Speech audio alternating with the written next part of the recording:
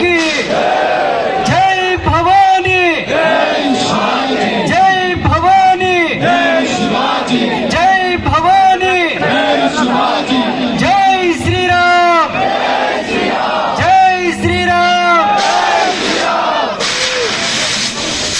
రామ్నగర్లో నిర్వహిస్తున్నటువంటి హనుమాన్ శోభయాత్రకు నా యొక్క హిందూ బంధువులకు, నా యొక్క సోదరీమణులకు అందరికీ నా హృదయపూర్వక అభినందనలు తెలియపరుస్తూ, మనమందరం సనాతన బంధువులం, మనమందరం వసుదైక కుటుంబకంగా జీవించాలి.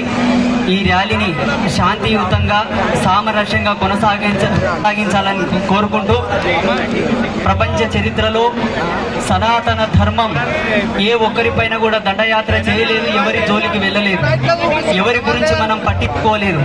మనం ప్రపంచానికే అవసరమైనటువంటి జ్ఞానాన్ని, ప్రపంచానికి అవసరమైనటువంటి శాంతిని, ప్రపంచానికే నాగరికత నేర్పినటువంటి ఘనత మన హిందువులకు ఉంది.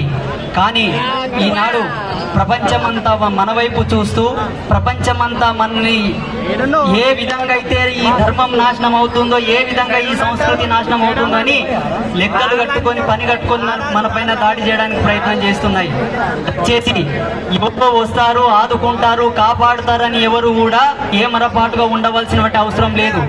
ఆ సమయమే గనక వస్తే, ఆనాడు జరిగినటువంటి సందర్భమే గనక మళ్ళీ వస్తే ప్రతి ఒక్క యువకుడు ఛత్రపతి శివాజీ మహారాజు వలె కదలాలి, ఛత్రపతి శివాజీ మహారాజు వలె కదిలి ప్రతిఘటించాలి. అలాగే ఈ ప్రపంచం లోపల ప్రతి ఒక్కదానికి ఆధ్యాత్మికతను, దైవత్వాన్ని, విజ్ఞానాన్ని ముడిపెట్టి జత చేసి నేర్పినటువంటి ఘనత మన ఋషులది, మన సాధువులది, మన యోగులది. ఈరోజు మనకు కావాల్సినటువంటిది, ఈ దేశంలో అన్నిటికన్నా గొప్పది మన ధర్మాన్ని సంరక్షించుకోవడమే. మన ధర్మాన్ని సంరక్షించుకోవడం, మన దేశాన్ని కాపాడుకోవడమే మన యొక్క ముఖ్య లక్ష్యంగా మనమందరం జీవించాలి. అందరికీ ఈ శోభయాత్రకు వచ్చిన వాళ్ళందరికీ అనేక మంగళాశాసనాలు తెలియపరుస్తూ, ఈ వేదిక మూలకంగా ఒక ముఖ్యమైన విషయాన్ని తెలియపరుస్తాను. చూడండి, మన సనాతన ధర్మంలో పుట్టినటువంటి ఎందరో యోగులు, మునులు, తాపసులు, సిద్ధపురుషులు, అఘోరాది నాగ సాధువులు, దిగంబరులు, మంత్రజ్ఞులు, తంత్రజ్ఞులు, మఠాధిపతులు, పీఠాధిపతులు ఎందరో మనకున్నారు. కొలుసుకోవడానికి 33 కోట్ల దేవతలు ఉన్నారు, ఎందరో యోగులు ఉన్నారు, మునులు ఉన్నారు. కానీ ఈ మధ్యలో మన హిందువులు, ప్రపంచానికి జ్ఞానమే నేర్పినటువంటి మన హిందువులు కొన్ని తప్పులు చేస్తున్నారు. అవేంటో తెలుసా? మనకు జగద్గురు రామానుజాచార్యుల వారు ఉన్నారు, జగద్గురు శంకరాచార్యుల వారు ఉన్నారు, శ్రీమద్ పోతులూరి వీరబ్రహ్మేంద్ర స్వామి ఉన్నారు, బసవేశ్వరుడు ఉన్నాడు, సంత్ రవిదాస్ ఉన్నాడు, సేవాలాల్ మహారాజ్ ఉన్నాడు. ఇలా ఎందరో యోగులు ఉన్నారు. ఇంతమంది ఉండగా మన హిందువులు చేస్తున్న తప్పేంటో తెలుసా? ఈ మధ్యలో ఎవరికి తెలియనటువంటి ఈ మౌలాలి అనే వాళ్ళు ఎవరు?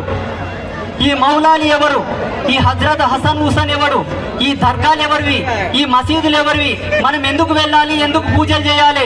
ఈ దర్గాల దగ్గర హిందువులు ఎందుకు కందూర్లు చేస్తున్నారు? ఎందుకు ఉసురులు చేస్తున్నారు? మనకేం సంబంధం? మన ధర్మంలో కొలుసుకోవడానికి మనకు దేవుళ్ళు లేరా? మనకు గురువులు లేరా? మార్గదర్శకం చేసినటువంటి యోగులు లేరా? ప్రపంచానికి యోగాన్ని పరిచయం చేసింది ఎవరు? ప్రపంచానికి ఆయుర్వేదాన్ని పరిచయం చేసింది ఎవరు? వేద విజ్ఞానాన్ని ప్రసాదించింది ఎవరు? ఈనాడు నాసా శాస్త్రవేత్తలు మన వేద విజ్ఞానం పైన రీసెర్చ్ చేస్తున్నాయి.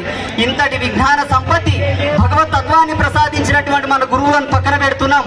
కానీ దేనికి సంబంధం లేనివంటి మన వాళ్ళ దగ్గరికి వెళ్ళి, మన హిందువులే, మన బంధువులే సంవత్సరానికి ఒకసారి వెళ్ళి మొహర్రం అని, అదని, ఇదని చెప్పి నానా రకాలుగా పండుగలు చేయడం, దర్గాల దగ్గరికి వెళ్ళి కందులు చేయడం దయచేసి ప్రతి ఒక్కరూ మానుకోవాలి.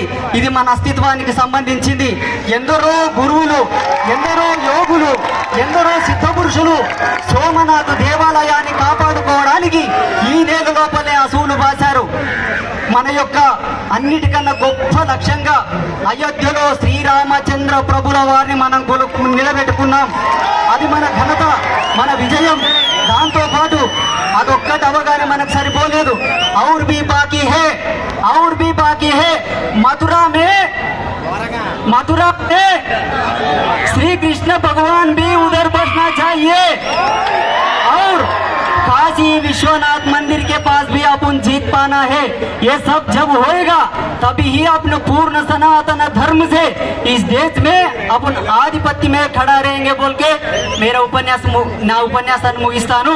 भारत माता की, भारत माता की जय